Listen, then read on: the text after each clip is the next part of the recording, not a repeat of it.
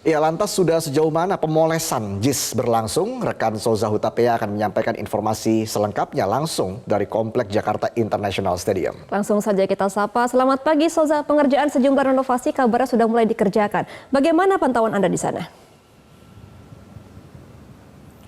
Baik, selamat pagi Resa dan juga Gema. Mohon maaf sekali nih, saya sampaikan di awal karena ternyata cuaca di sekitar JIS saat ini tengah hujan. Jadi saya nggak bisa kasih tunjuk ke Gema dan juga Resa serta pemirsa seperti apa suasana perbaikan yang akan segera dilakukan di kawasan JIS. Namun tidak perlu khawatir karena saya akan coba tetap menyampaikan ada sejumlah informasi penting mengenai rencana seperti apa nantinya renovasi JIS akan dilakukan. Pertama-tama tidak lengkap rasanya jika kita tidak membahas terlebih dahulu terkait dengan profil dari Jakarta International Stadium.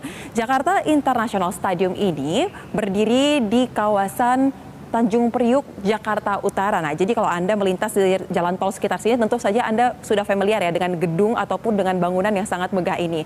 Kemudian, dari Stadion Jakarta International Stadium ini ternyata sudah dibangun sejak tahun 2019 dan diresmikan pada bulan Juli 2022 oleh Gubernur DKI Jakarta kala itu Anies Baswedan dan memakan anggaran hingga 4,5 triliun rupiah. Kemudian terkait dengan luas lahannya sendiri, ini berdiri di atas lahan kurang lebih sekitar 22 hektar dan disebut mampu menampung atau memiliki kapasitas hingga 82.000 penonton atau lebih besar daripada Stadion GBK yang dikatakan memiliki kapasitas 77.000 penonton. Ini merupakan profil singkat mengenai Jakarta International Stadium.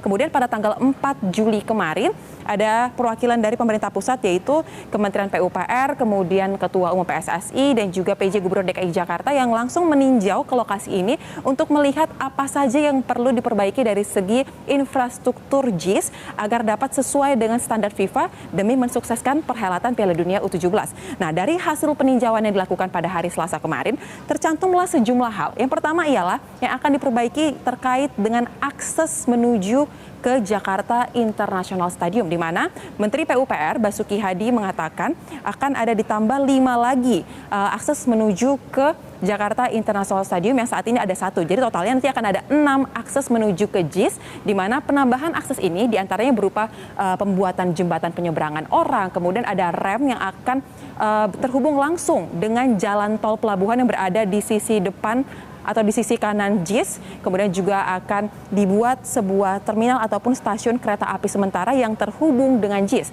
Selain itu, untuk lahan parkir pun akan ditata kembali. Setidaknya dari informasi yang kami himpun ada 2 lokasi, yaitu di Ancol dan juga di ujung Kampung Bambu yang berada di sekitar lokasi JIS ini.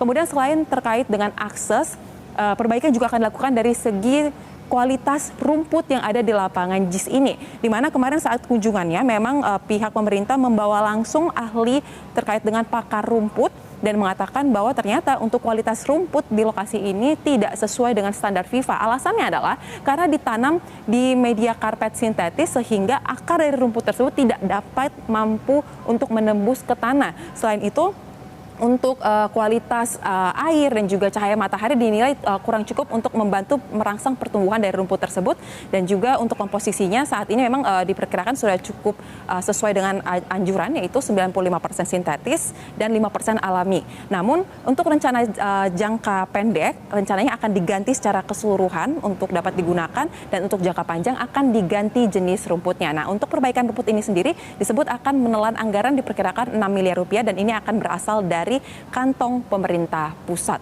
Nah, selain terkait dengan 2 hal tersebut, Menteri juga mengatakan bahwa akan memperbaiki terkait dengan pintu ataupun akses masuk ke JIS yang selama ini dikeluhkan terlalu pendek atau terlalu kecil untuk dilewati oleh bus dari tim ataupun official pemain sepak bola yang akan berlaga di lokasi ini. Nah, berdasarkan data yang kita himpun juga, ternyata di Indonesia sudah ada 5 stadion yang sudah sesuai dengan standar FIFA. Di antaranya ialah Gelora Bung Karno, Gelora Bung Tomo, Stadion Manahan di Solo, kemudian ada Stadion Jakabaring di Palembang, dan juga ada Stadion Iwayan Dipta di Bali. Ini merupakan sejumlah data yang masih berkaitan dengan rencana renovasi JIS dan seperti apa gambaran hasil dari FIFA nanti sesuai dengan standar FIFA.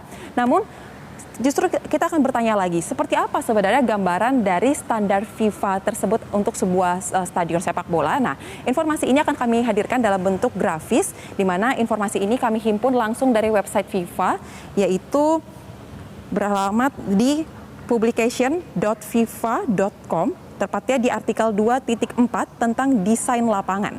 FIFA menyebutkan setiap stadion boleh memilih antara rumput asli 100% atau rumput sintetis 100%, atau bahkan rumput hibrid yang artinya gabungan antara rumput asli dan juga rumput sintesis. Kemudian dalam artikel 5.1 tentang perimeter, dalam website-nya FIFA tidak menyebutkan mengenai jumlah minimal mengenai lahan parkir untuk kendaraan. FIFA menyebutkan lahan parkir wajib disiapkan untuk perangkat pertandingan seperti pemain, ofisial, ambulans, dan lain-lain. Sedangkan untuk penonton, dianjurkan untuk menggunakan transportasi umum. Kalau kita cermati memang, stadion di luar negeri memang tidak ada yang menyediakan lahan parkir mobil yang luas seperti GBK. Kemudian pada artikel FIFA 5.1 juga tidak menyebutkan mengenai jumlah minimal akses keluar masuk stadion untuk penonton. Artikel FIFA menyebutkan jumlah pintu harus sebanding dengan kapasitas penonton dan memiliki pintu yang cukup besar untuk mempermudah penonton keluar.